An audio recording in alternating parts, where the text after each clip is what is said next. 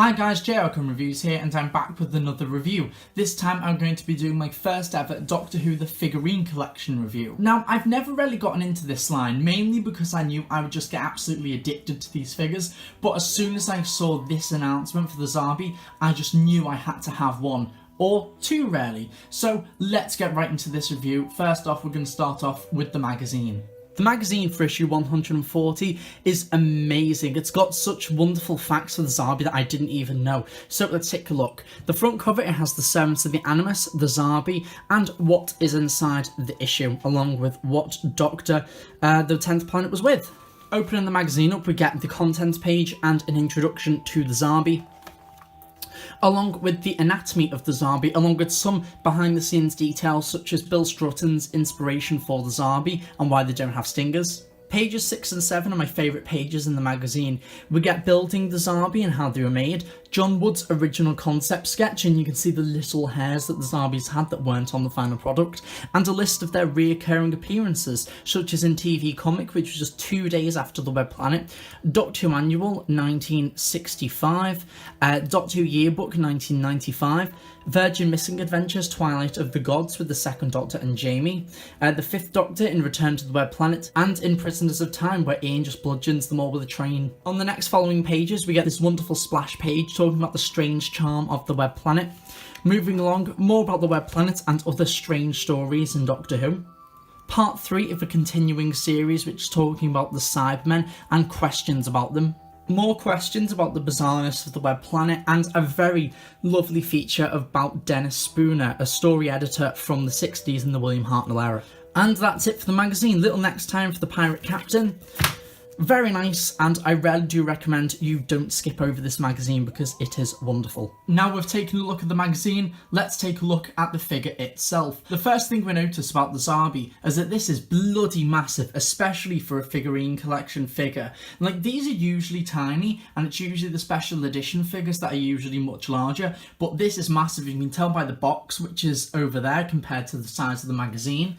And if we move the box along into shot with the Zarbi, you can just see how big this is. The head of the Zarbi is painted absolutely beautifully. Usually with the figurine collection figures, I'm a little bit worried with the paint details, but this had turned out fabulous. The large big bug eyes have turned out fantastically with that accurate line going down the eye, and these little craters which are dug in to the actual design of the eye are done fantastically as well, highlighted by a black wash. We've got this little grey-white strip which gives some more colour to the Zarbi rather than just being a matte black. I don't think this is entirely accurate. I think in the actual programme it would have been a much darker grey, but I can see the creative decision to paint it a lighter grey just to make it stand out a bit more. The mandibles on the mouth are done extremely clean, and there's absolutely nothing wrong with them at all. It's a fantastic little bit of detail that I truly do admire. The appendages of the Zarbi are very well detailed. I don't really think they were this detailed in the programme, so they took a bit of creative liberty, adding this really nice exoskeleton design to it, of just these little dots. It looks absolutely marvellous. As you see, once it goes down the elbow, it comes a lot thicker and out into the small little antenna, with these little nibs on, which I imagine would have been added on to the Zarbi on set to stop them just pointing into people when they couldn't see and were bashing into camera equipment.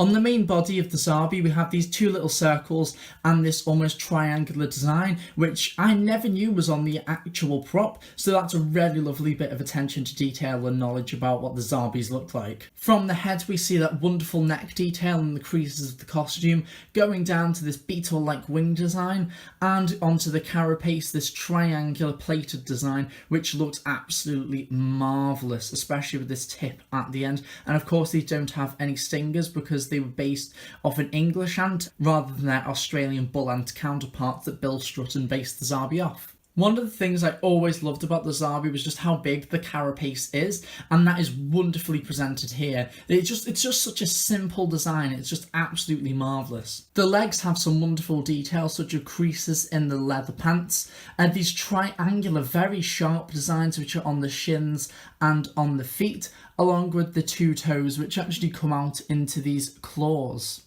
And on the bottom of the hexagonal base, we have that very nice silver sticker which says the Zarbi from the Web Planet and its assignment number, and this very nice felted material which stops the figure from moving around. Sometimes the figurine collection can be in scale with the 5-inch figures. I don't really think it is in scale this time, although I guess that can be perceived for how tall you think the Zarbi are, because sometimes they look a bit short in the show and sometimes they're very, very tall. So it really just depends on your view of the Zarbi. Personally, I think it's pretty okay. It's as close as we can get, so you can put it next to your William Hartnell.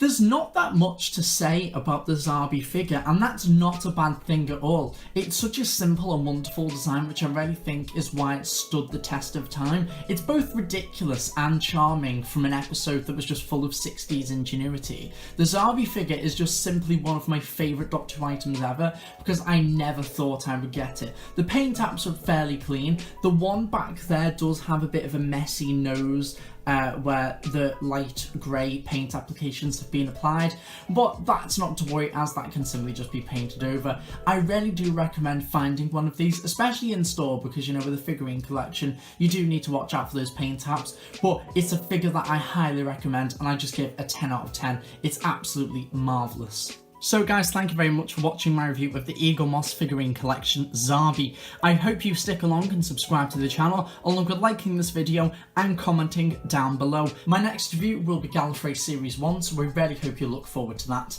Thank you very much for watching, and I'll see you next time. Goodbye.